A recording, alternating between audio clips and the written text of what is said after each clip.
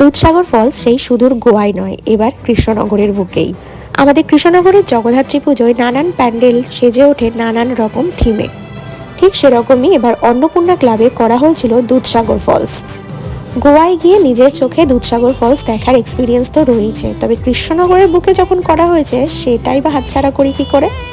মনে হয় কোনো কৃষ্ণনগরবাসী বাদ দেয়নি এই থিমটা দেখতে। যখনই যাচ্ছি না কেন প্রচুর বড় লাইন।